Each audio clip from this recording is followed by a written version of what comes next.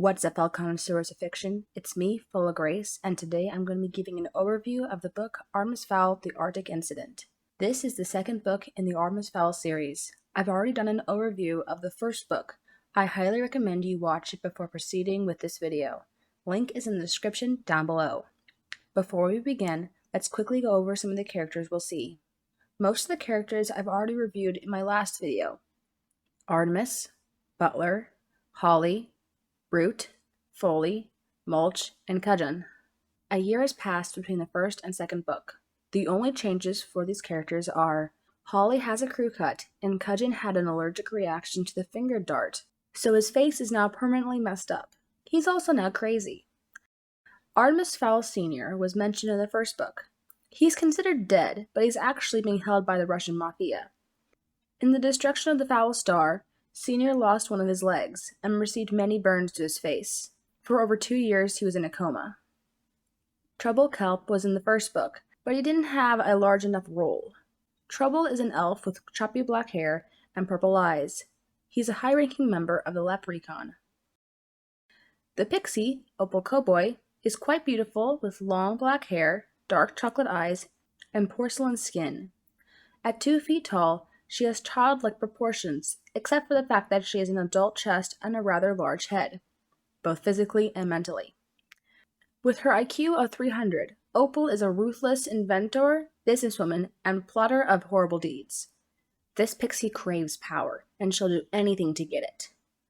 There's also the sprite, Chick's Verbal, but he only plays a small role. With that taken care of, let's get on to the actual book. We start off with Artemis putting up with another session with the school counselor. Dr. Poe explains that Artemis doesn't respect anyone enough to consider them an equal. The session is interrupted by Butler calling him. They've received a message from the Mafia that they have Fowl Sr. As Artemis leaves the school, he begins to make plans to get to Russia as fast as possible. Below ground, we find Holly on a stakeout in an abandoned chute. Her co-worker, Chicks, is out doing a flyby. They stumble upon a goblin operation, and Chicks is shot down. Holly sends for reinforcements before going to save Chicks.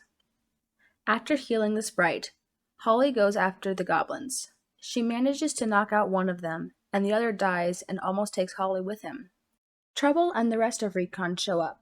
They realize the goblins were carrying outlawed soft-nose lasers, powered by human AAA batteries. When Foley and Root arrive, they are shocked by the lasers and a makeshift shuttle, since those were supposed to be destroyed. The real problem is that goblins are too dumb to plan this. Holly automatically suspects Artemis Fowl. Just to be on the safe side, Root sends Holly to grab Artemis and Butler. A shielded Holly watches as the 2 humans drive up. Holly sneaks up to Butler as he approaches the building and mesmerizes the bodyguard. She has him go back to the car, and she slips in as well. Holly knocks out Artemis and has Butler drive them to the Tara shuttle entrance. Back in Haven, the fairies use their tech to learn if Artemis has ever seen a goblin or a soft-nosed laser. Negative. Foley checks Artemis's computer. Another negative. Butler. Same. Artemis isn't their man. Still, Root thinks the young human might be able to help them. Quickly, the fairies get Artemis up to speed. The boy offers his help in exchange for fairy assistance in rescuing his father. The fairies are hesitant for several reasons, but in the end they agree. Meanwhile, we learn that Opal and Cudgeon are the real minds behind the goblins.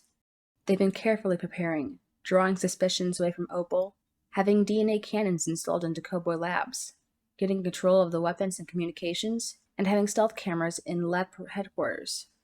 Through these cameras, the 2 fairies learn that Root is onto them. Short has been sent to Paris, France, with the 2 humans. They've somehow learned about the mesmerized human that supplies their batteries. But that's fine. They'll just have to make some arrangements for their arrival. While Holly and Artemis stay in the shuttle, Butler goes to meet Luc Carrere. The big man finds the apartment door open and Luke pointing a fairy gun at him. The bodyguard stops Luke and no one is hurt. Butler learns that while Luke has been supplying batteries and other things, he doesn't know to who. With that taken care of, they begin to plan on how to save Fowl Sr. Artemis gets another message from the Mafia, and Foley tracks it back to Murmansk, northern Russia. The unexpected group is struggling through the deep snow when a goblin hit squad attacks them. Root and Holly try to shoot them, but their fairy tech isn't working. They take cover under an ice ridge, but realize they've made a mistake when they see the goblins shooting the snow above them. Butler manages to throw Artemis and Holly to safety before the avalanche hits. Root and Butler are trapped. Holly and Artemis manage to save them, but the captain receives a grave injury. Once Holly is patched up, they make their way back to the shuttle port. Something bad is happening underground, so the rescue attempt will have to wait. Back in Haven, Foley is trying to identify their fairy trader. When Cudgeon shows up with some forms for the centaur to sign, Foley freezes as the puzzle pieces click into place. Cudgeon is the fairy they're after, and that same fairy is now pointing a gun at him. Foley learns that Opal is also involved and that she has taken over his operations booth. With a push of a button, Cudgeon activates the security system and Foley is knocked out. When Foley awakes, he tries to find some way to get a message out. His eyes land on Artemis' computer. He knows where the spy cam must be, so he pretends to throw a fit and gets the laptop in the camera's blind spot. Artemis is surprised when he receives a message from Foley. Commander Root, trouble below. Haven overrun by goblins. Police plaza surrounded. Cudgeon plus Opal Cowboy behind plot. No weapons or communications. DNA cannons controlled by Cowboy. I am trapped in operations booth. Council thinks I am to blame. If alive, please help. If not, wrong number. Their first steps are clear. They need to break into Cowboy Labs. But how? Holly has an idea of who can help them. Someone who's broken in before. Without weapons, Trouble is forced to order a retreat to their main headquarters. Despite doing their best, the LEP is still slowly losing. Cudgeon volunteers to try and make a deal with the goblins. In reality, he's escaping to Cowboy Labs. When Mulch enters his penthouse and finds Artemis waiting for him, the dwarf knows his life of luxury is over. He tries to get away, but Holly stops him.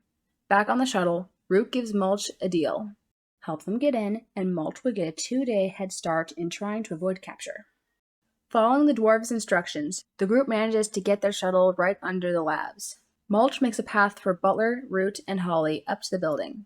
Artemis stays behind and thinks up plans to save his father. The facility is swarming with goblins, so Butler makes a very big distraction while Holly and Root go to get back control. Artemis' train of thought is derailed when he hears Mulch crying for help. Artemis climbs up and helps Mulch with a very bad bowel problem. Artemis notices a large overhead conduit running the length of the hall. Mulch explains it's the plasma for the DNA cannons. An extremely crazy idea begins to form in the young mastermind's head. Sometime later, Artemis falls out of a plasma conduit into the bad guy's inner sanctum. He's trapped with Cudgeon, Opal, and a couple high-ranking goblins. He notices Foley on a small screen. He doesn't have much time till the said bad guys get to him, so he asks Foley for a plan. With the human's help, Foley plays a recording over the speakers. Cudgeon turns off the recording and takes out the goblins. Butler, Holly, and Root storm into the room, and Cudgeon uses Artemis as a hostage. Suddenly, Fowl's phone rings. In a moment of shock, the youth answers it. He tosses the phone to Opal, saying it's for her. To Cudgeon's horror, the rest of the recording is played over the phone. In a fit of rage, Opal kills her former partner. The pixie is knocked out in the process. Back in control, Foley quickly has his system knock out every goblin attacking the LEP. Once everything is taken care of, the group goes back to Russia to save Fowl Sr. If you want to know what the recording was, how they saved Fowl Sr., and if Artemis really learns to respect anyone, then I highly recommend you read the book Artemis Fowl, The Arctic Incident.